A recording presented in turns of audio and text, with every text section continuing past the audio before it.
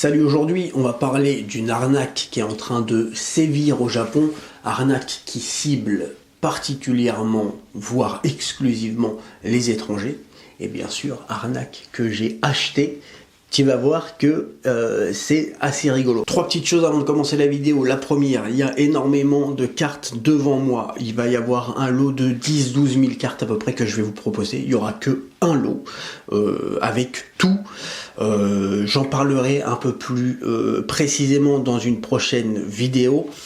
Sinon, fait notable que tu peux te procurer tout de suite. On a le retour des paquets de 100 AR CHR. Tu sais, je proposais ce lot pour moins de 100 €, donc ce qui fait que ça te revient à moins d'1 € la AR. Et puis on a la nouvelle Evoli promo, carte fort sympathique.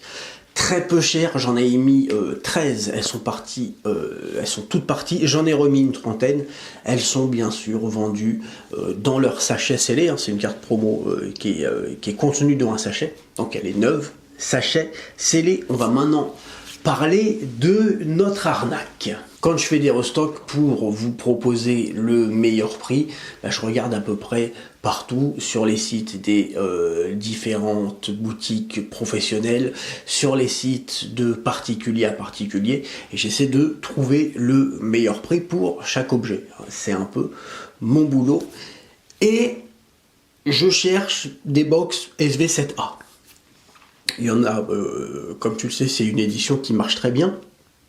Donc je cherchais à reprendre une ou deux cases. Je regarde un petit peu les prix. Et je vois sur notre Mercari, hein, une case à 49 000 yens. Alors, on va s'arrêter 2 minutes là-dessus. Normalement, le prix retail, c'est-à-dire le prix le plus bas que tu peux avoir en étant au Japon, une box, c'est de base, sur une box classique, 5400 yens. Quand tu as la chance de pouvoir en avoir directement dans des magasins ou en précommande, ou si tu en achètes sur le Pokémon Center, tu vas payer ta box 5400 yens. Là, on est à 49 000 yens pour une case de 12 box. Et quand tu regardes dans la description, eh ben, effectivement, c'est 12 box unused, donc neuve, scellée, nickel. Alors, bon, ça fait, petit calcul rapide, hein, ça fait la box à 4500 yens. Quasiment 1000 yens de moins que le prix, retail, qui est le prix normalement le moins cher auquel tu peux te procurer la box. Ce qui n'est pas possible. Là, il faut arrêter de rêver, c'est pas possible. Ça fait, en convertissant en euros, ça fait la box à 25 €. Donc ça n'existe pas. Une box de 30 boosters à 25 €, neuve, ça n'existe pas. Et deuxième truc bizarre, enfin deuxième truc, oui, assez bizarre, assez notable, parce que normalement on fait pas ça, le titre et la description est en anglais. Ce qui est très curieux. Au niveau du profil, alors j'ai vu cette annonce sur plusieurs profils, mais on est sur des profils tout à fait respectables. C'est pas des très gros profils, mais c'est des gens qui ont 1000, 1500 évaluations. J'en ai vu à 2000, 2500, avec la case 49 000 yens.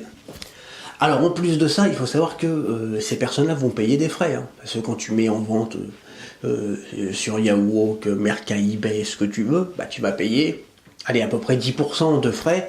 Tu as probablement après des frais de paiement. C'est pas possible. Donc, j'ai acheté la box. Enfin, j'ai acheté la case. Et j'en ai acheté deux. J'ai acheté 2 cases à 2 vendeurs différents, histoire de savoir un petit peu comment ça allait se passer. En vérité, je t'ai pas tout dit. Ce qui se passe, c'est que dans la description, tu peux cliquer sur, en japonais, motomiru, qui veut dire voir plus. Tu sais, pour que le reste de la description déroule. Et quand tu cliques sur voir plus, là tu vois plus, et là qu'est-ce qui se passe? Bah, tu as la description en japonais. Sauf que la description en japonais ne correspond absolument pas à ce qui est écrit dans la description en anglais. Alors, qu'est-ce qui est écrit en japonais? En japonais, c'est écrit que, en fait, c'est des bala packs, c'est-à-dire c'est des boosters à l'unité. En fait, ce que tu achètes dans ce qui est écrit dans la description en japonais, c'est que tu vas acheter le contenu d'une case en booster. C'est-à-dire qu'en fait, tu vas avoir une case, mais tu vas avoir 360 boosters. Mais entre 360 boosters qui se baladent comme ça, donc ça veut dire qu'ils ont probablement été pesés. Tu sais, le gars il a ouvert des displays, il a récupéré les bonnes cartes, il les a pesées, je sais pas trop, il s'est débrouillé, et puis il vend le reste. Donc forcément, 12 displays scellés propres dans une case, ou alors cette même case où à l'intérieur tu as 360 boosters, ça n'a rien à voir. Alors tu te dis, ouais, mais d'un autre côté, si moi je commande les boosters, je les reçois, après je peux me débrouiller avec Mercari ou machin pour montrer qu'il y a un litige et que ça correspond pas. C'est pour ça que c'est écrit en anglais. Dans la description en anglais, donc la première que tu vois, il y a écrit que les les acheteurs overseas, donc les acheteurs qui sont à l'étranger, sont les bienvenus. Ah, là ils disent, si t'es à l'étranger, t'es aux États-Unis, tu vois, t'es loin d'ici. Si tu veux acheter ma case, t'es le bienvenu. Bah oui, forcément. Donc du coup, j'ai acheté 2 cases de 2 vendeurs différents. Le premier vendeur, ce qui s'est passé, c'est que je lui ai absolument pas envoyé de message. Moi, je peux tout à fait dire que je vis au Japon, mais je vois la description en anglais me disant que je dois recevoir 12 cases. Voilà, même si je vis au Japon, je ne suis pas censé parler japonais. J'ai peut-être pas cliqué sur le mot Tomilu pour voir ce qu'il y avait écrit. Moi, j'attends 12 cases. Et ce qui s'est passé, et je pense que, en fait, ce qui s'est passé, c'est que le vendeur, voyant mon adresse, qui est au Japon, de lui-même, il m'a envoyé un message. De lui-même, il m'a écrit en me disant on est bien d'accord que vous allez recevoir 360 boosters. Donc je lui ai renvoyé un message en lui disant non. Sur la description en anglais, il y a marqué que j'attends 12 box qui sont pas ouvertes. Et là, le vendeur m'a dit ah ouais, mais alors attends, parce que en fait, moi j'ai écrit la description en japonais et voilà, je m'y connais pas bien en anglais. Je te jure que le gars m'a dit ça. Le gars m'a dit je connais pas trop l'anglais, moi je suis pas bon en anglais, donc j'ai fait aussi une description en anglais pour les acheteurs à l'étranger, mais voilà, je sais pas trop. Non, alors c'est pas possible, je te le dis clairement, et tu le sais comme moi, c'est pas possible. Bien sûr que le gars a fait exprès, et il va dire, bah non, j'ai mis en anglais. D'un autre côté, on peut se dire aussi, vu qu'on est au Japon, la première description, tu sais, c'est un peu comme dans les contrats. En fonction du pays dans lequel t'es, tu demandes une traduction pour un contrat, et on va te dire, ouais, mais le contrat qui fait foi, c'est celui qui est écrit dans la langue du pays, ce qui est défendable. Mais sauf que normalement, la traduction elle est correcte. Donc là, ça n'a rien à voir. Donc moi je lui ai dit, bah non, moi j'attends 12 displays. Et de lui-même il m'a dit, non, je suis désolé, au pire je vous rembourse. Et pour ce qui est du deuxième vendeur, normalement quand tu fais une arnaque comme ça, ce que tu veux c'est vite envoyer le plus rapidement possible et puis c'est terminé. Le deuxième vendeur, j'ai fait pareil, j'attendais pas de message. De toute façon, je suis pas inquiet. Hein. Moi j'ai un compte avec, je sais pas, je dois avoir 6000 évaluations, 100% d'évaluation positive. Je vis au Japon. Si je reçois une case et qu'il y a 360 boosters qui se baladent à l'intérieur, je sais que je pourrais me faire rembourser. J'ai pris des screens de la description du machin, donc moi je suis pas inquiet. Donc le deuxième vendeur, j'ai fait pareil, j'ai pas envoyé de message. Et puis sauf qu'il s'est passé une semaine et toujours rien. J'ai pas de message. Donc j'ai envoyé un message au vendeur en lui disant bon, c'est quand que je reçois ma case de 12 displays scellés neuves. Pas de message. Donc en fait là, le vendeur, comme la première fois, s'est aperçu que je vivais au Japon, donc n'a pas envoyé, parce qu'il sait que ça va mal se passer. Et il attend tout simplement, il fait la politique de l'autruche, quoi. Donc il attend que je lui envoie des messages, il va pas répondre aux messages. Ensuite, au bout d'un certain temps, je vais avoir la possibilité d'annuler la transaction. Et j'ai annulé la transaction, du coup, ce matin. Donc j'ai pas pu avoir des box à 25 balles. Et de l'autre côté, cette arnaque, je la vois de plus en plus parce que ce qui se passe, c'est que tu as aussi beaucoup de gens qui, tu sais, passent par des proxys pour faire croire qu'ils sont au Japon, ils achètent des trucs, ensuite ils louent une adresse au Japon. Alors, ils sont obligés de passer, tu peux pas avoir un compte si t'as pas une ID japonaise, donc ils sont obligés de passer par un tiers qui va faire les achats, recevoir les produits qu'il a achetés dans les entrepôts, ensuite il va repayer les frais de port pour se refaire livrer. Bon, c'est tout un système qui marche moyennement, on va pas se cacher, je l'ai testé il y a très longtemps de ça. Mais ce qui se passe, c'est que bah, là, oui, si tu achètes ce truc-là alors que tu es en dehors du Japon, bah là, tu l'as dans le baba. Parce que, en fait, tu vas te faire livrer je sais pas où, tant que tu n'as pas la marchandise.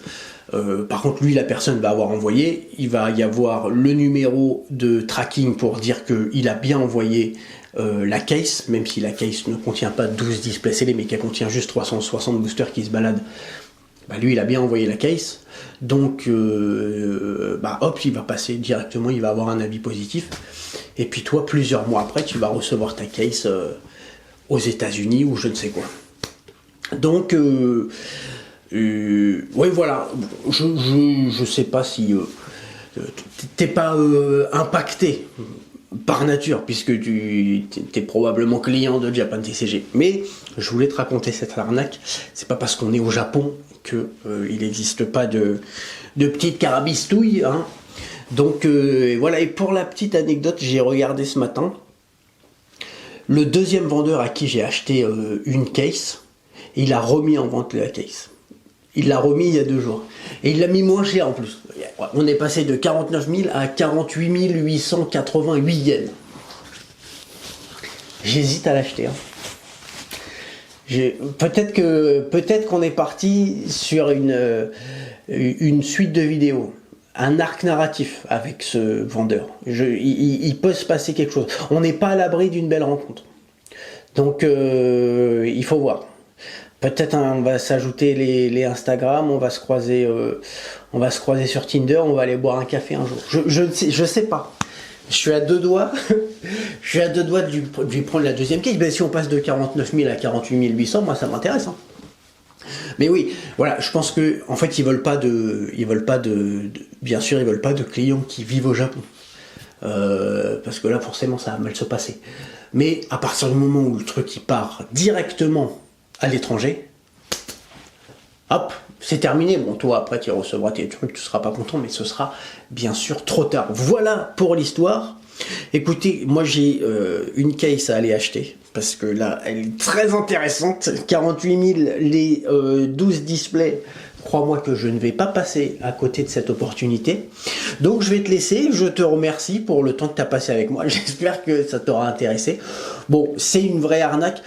On utilise souvent le terme d'arnaque un petit peu de manière galvaudée, hein, on va pas se cacher. En fait, quand il y a un gars qu'on n'aime pas, on dit que c'est un arnaqueur. Hein. Si c'est pas le bon prix, si c'est pas bon. Donc, voilà, faut faire attention quand même avec ce terme. J'ai pu même moi-même parfois utiliser ce terme alors que c'était pas le cas. Voilà, c'est vrai. Mais là, pour le coup, bon, là, c'est une vraie arnaque. Là, il y a clairement tromperie sur la marchandise. C'est vicieux. Hein. Le fait de mettre des